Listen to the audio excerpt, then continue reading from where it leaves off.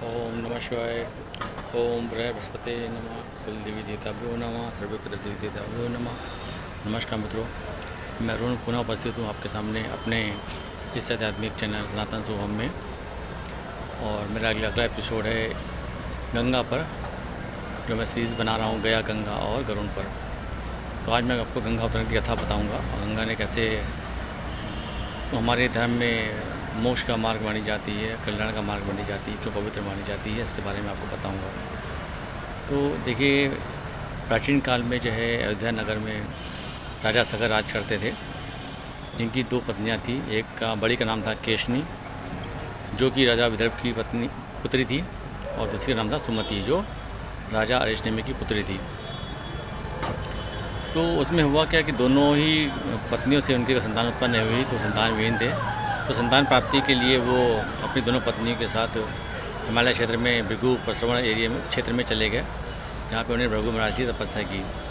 तो भृगु महाराज तपस्या से प्रसन्न हुए, प्रकट हुए, और उन्होंने आशीर्वाद दिया कि तुम्हारी दोनों पत्नियों के संतान उत्पन्न होंगी। तो उन्होंने कहा कि एक पत्नी से एक संतान होगी जो तुम्हारे वंश को आगे बढ़ाएगी, और दूसरी पत्नी से 60,000 पुत्र पैदा होंगे। तो देखिए, देवलोक की बातें हैं, देवता कुछ भी कर सकते हैं, भगवान की परलौकिक शक्तियाँ ऐसी होती हैं।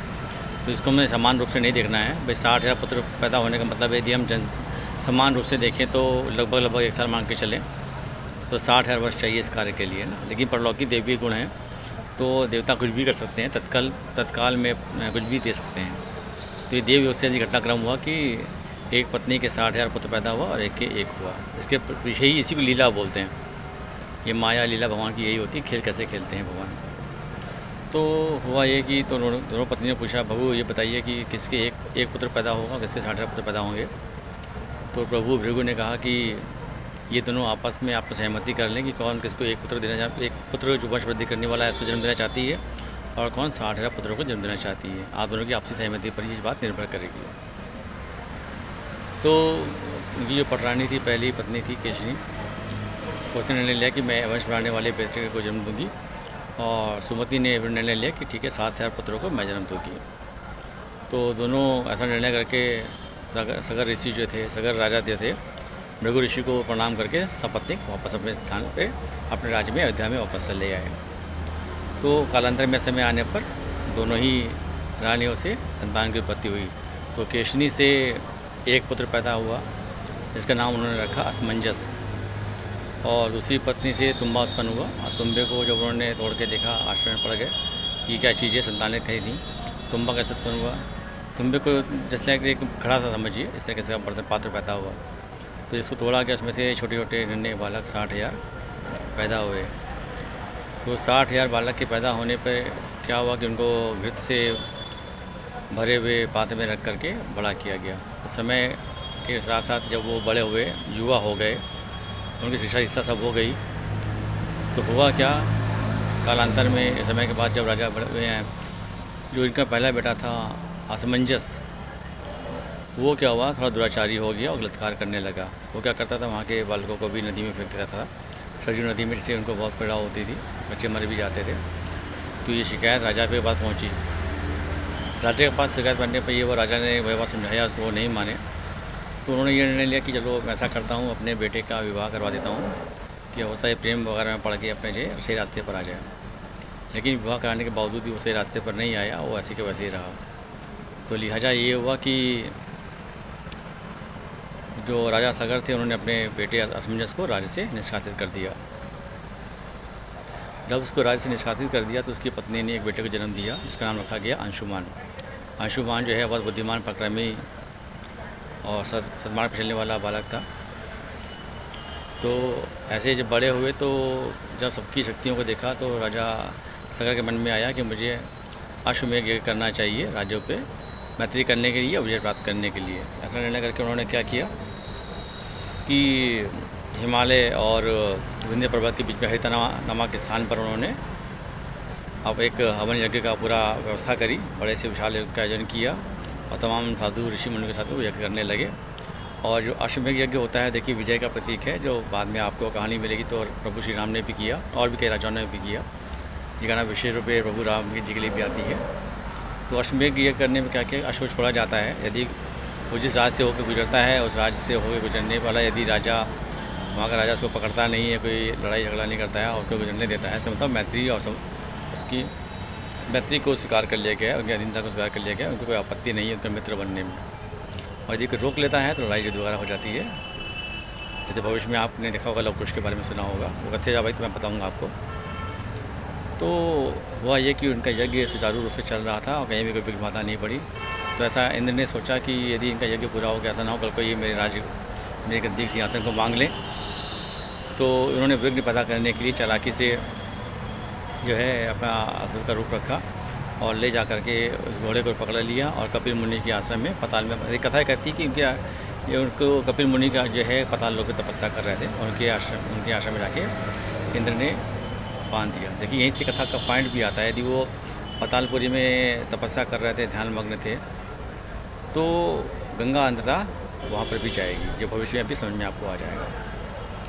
तो जब वो अश्व का पता नहीं चला तो राजा सगर ने अपने 60,000 पुत्रों को कहा कि जाके पता लगाओ कि त्रिलोक में अश्व कहाँ पर है और जहाँ कहीं भी हो लेकर के आओ।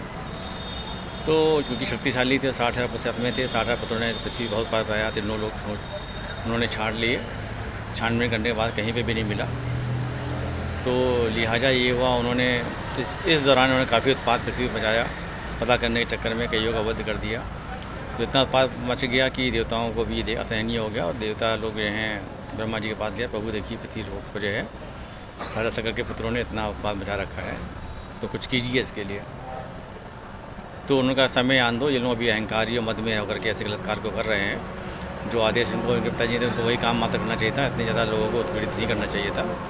अब ये है कि कपिल मुनि के आश्रम, कपिल मुनि जो हैं वहीं पृथ्वी पर हैं, वो कुछ उसका उपाय अवश्य करेंगे और लौकिक क्रिया होगी। तो उनको आश्वासन देकर ब्रह्मा जी ने उनको विदा किया देवताओं को। देवता भी उनके समय आने का इंतजार करने लगे।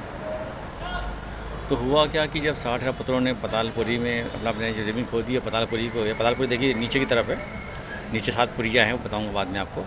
तो पतालपुरी में गए तो देखा पतालपुरी में कपिल मुनि तपस्या कर रहे हैं, उनके आश्रम में घोड़ा बंधा हुआ है। तो उन्होंने सोचा कि ढोंगी पाखंडी हमारा राष्ट्र पकड़ लिया है और पताल में बैठ के ऐसे ढोंग पाखंड कर रहा है ऋषि मुनि तपस्वी, और है भी तो बहुत से दुर्वचन उनको कहे। अंततः क्रोध में आके उनको मारने के लिए भी आगे बढ़े। तो जैसे ही वो मारने के लिए आगे बढ़े तो ही उनका ध्यान भग्न हो गया, समाधि भग्न होगी। तो उसमें क्या, क्रोध में आके कपिल मुनि ने उनको तत्काल वहीं पे अपने तपोबल से भस्म कर दिया। तो इस प्रकार से राजा सगर के 60,000 पुत्र तत्काल उसी जगह पताल लोक में मारे गए। तो कुछ समय के बाद, समय ना उनका खबर ना मिलने के बाद, तो राजा सगर ने अंशुमान को कहा, बेटा पता करो कि अशुभ ही नहीं मिला और 60,000 पुत्र हमारे चाचा जी हैं वो कहाँ चले गए, पता लगाओ इसका। तो उन्होंने भी तीनों लोग खोजे, कहीं नहीं मिला। तो उनको ये रास्ता जो है पतालपुरी में जाता हुआ दिखा, उसी मार्ग से वही पतालपुरी पहुँच गए और जहाँ पे वो भी घूमते घूमते कपिल मुनि के आश्रम पे पहुँचे और अश्व को बना हुआ देखा तो बड़ा आश्चर्यचकित हुए, यशो तो यहाँ पर है और ऋषि मुनि यहाँ पे तपस्या कर रहे हैं। तो लेकिन क्योंकि वो शिक्षित था, सभ्य था, सदाचारी था, तो उसने भी ऋषि का सम्मान किया, कपिल ऋषि का सम्मान किया और उनको प्रणाम किया और उनसे पूछा। तो उन्होंने बताया कि भाई तुम्हारे जो चाचा हैं 60,000 लोग थे, इन्होंने ऐसा व्यवहार मेरे संग किया, मुझे मारने का प्रयत्न कर रहे थे, जनता मैंने क्रोधाग्नि से भस्म कर दिया। तो वो बहुत दुखी हुआ, स्तब्ध हुआ, वहीं बैठ गया। तो उसके बाद उसके मन में आया, चलो अब ऐसा घटनाक्रम हो गया तो मैं अपने चाचा का तर्पण कर देता हूँ, कुछ जल मिल जाए। तर्पण मीन्स पानी के द्वारा उनको संतुष्ट करना, एक प्रकार से पानी पिलाना। तो आसपास की सागर उसको नहीं दिखा, कोई ऐसा तालाब ऐसा कुछ ऐसा उसको वहाँ पे सुविधा नहीं दिखी, आसपास कोई तालाब हो, झरना हो तो इसका जल से वो उनको तर्पण दे सके। तो वहाँ पे उसको गरुण जाते हुए देखे। तो उन्होंने गरुण जी को प्रणाम किया और सब पूछा कि मैं अपने चाचा लोगों को तर्पण करना चाहता हूँ, मुझे कोई उपाय बताएं, ऐसा आसपास सरोवरों में फैल ले आऊँ। तो गरुण महाराज ने उनको बताया कि देखिए, पूरी कहानी उन्होंने बताया कि पीछे घटनाक्रम क्या हुआ। तुम्हारे यज्ञ को पूरा होता देख करके राजा इंद्र के मन में, देवराज इंद्र के मन में कैसा भाव तुम्हारे प्रति उत्पन्न हुआ और कैसे छल से उन्होंने घोड़े को ला करके कपिल मुनि के आश्रम बांध दिया और तुम्हारे चाचा ने क्रोधित उनको धोखे से चोर समझ लिया और अपशब्द कहा, उनको मारने भी चले। तो लिहाजा ये हुआ, अंततः कपिल ऋषि की समाधि टूटी और क्रोध से इनको भस्मीकृत कर दिया।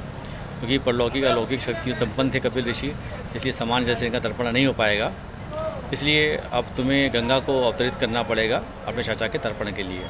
तभी इनके 60,000 पुत्रों का ये चाचा जो मरे हैं, ख़त्म हो गए हैं, बस में इनके ढेर पड़े हैं, तभी इनकी मुक्ति हो पाएगी। तो तुम ऐसा करो, अपने इस अश्व को लेके वहाँ पे अपने पितामह के पास जाओ, दादा आप उनके पास, दादाजी के पास, और इनके जगह को पूरा करो और फिर ये बात उनको बताओ कि इसी तपस्या करनी है, उसके बाद ही इनका कल्याण हो पाएगा। तो वो उनको प्रणाम करके चले गए।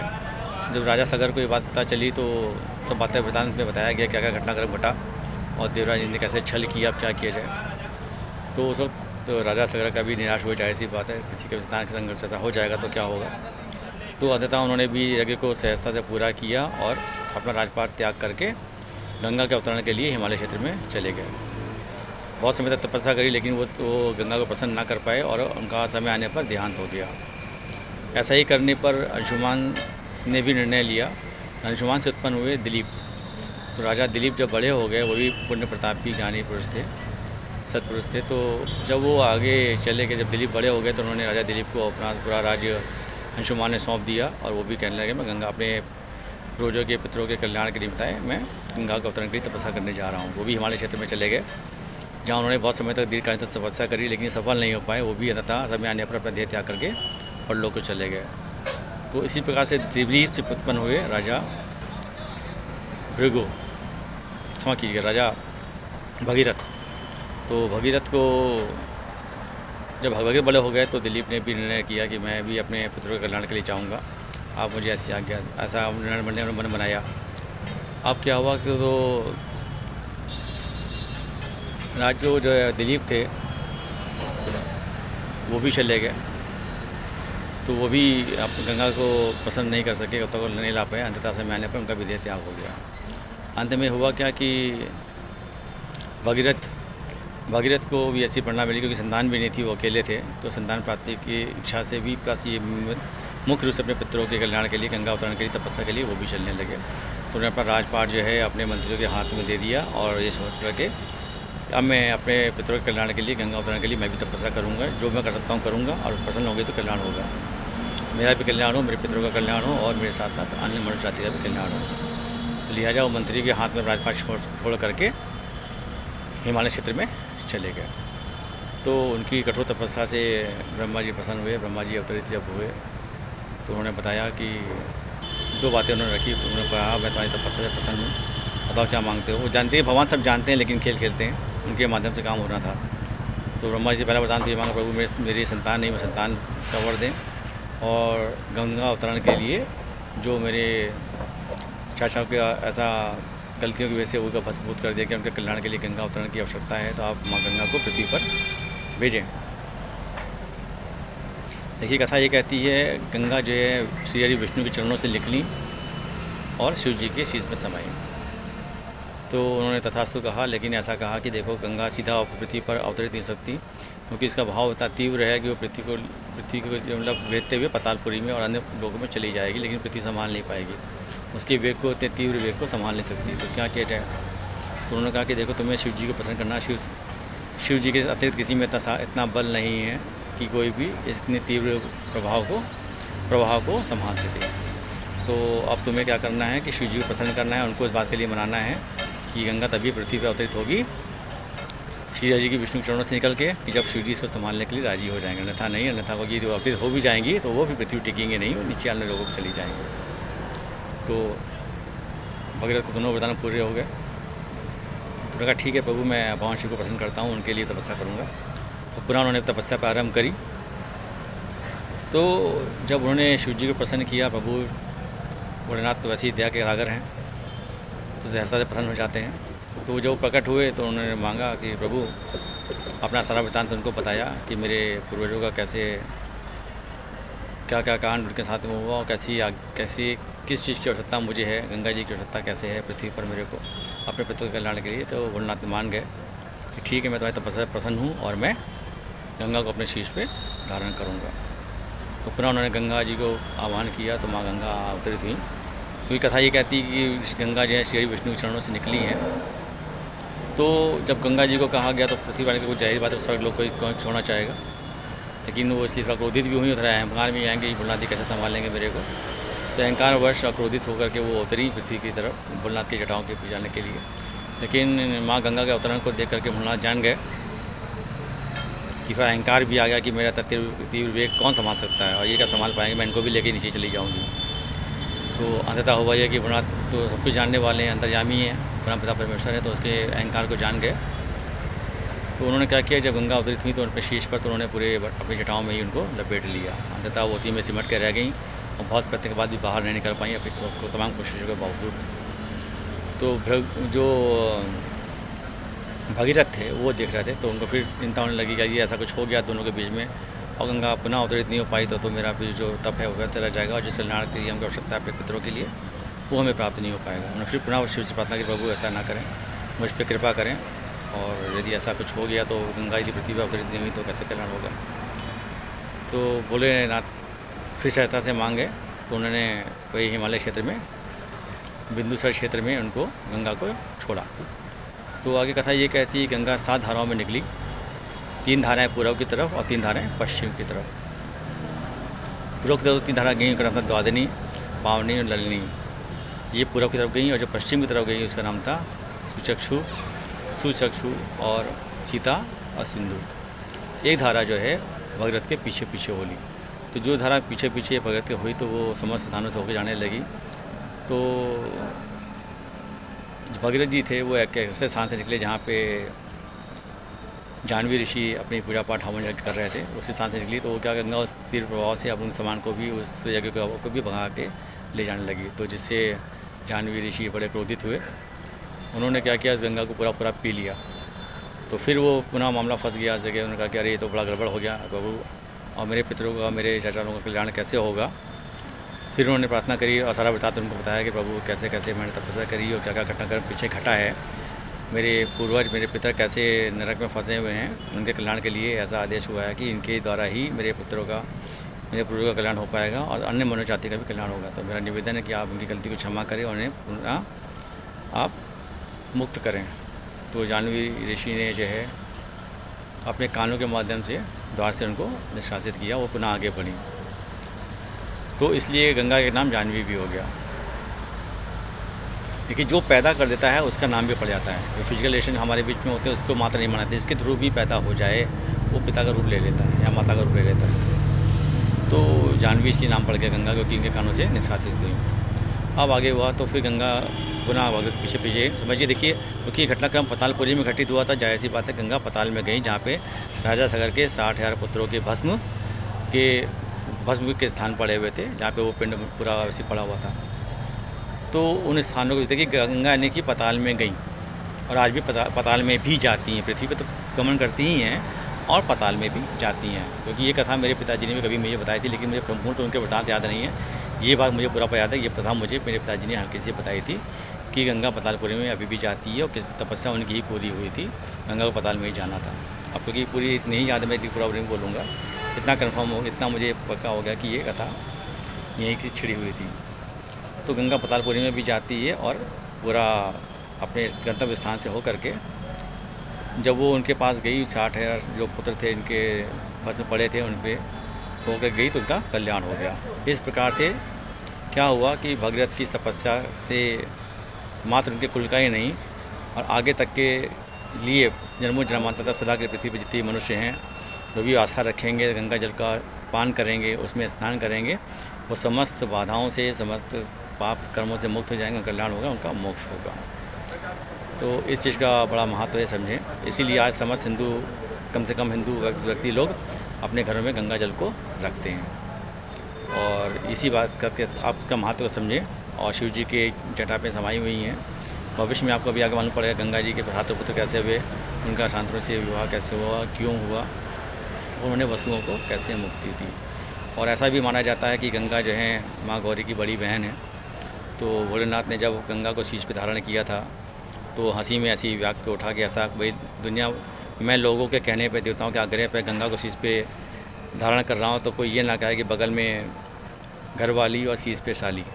तो ये हंसी की बात ऐसे सीरियल में देखने को मिली हमको। तो ऐसा माना जाता है कि गंगा जो है माँ गौरी की बड़ी बहन भी है। तो ये वाक्य भी सामने, ये जो है इस कथा सामने आती है।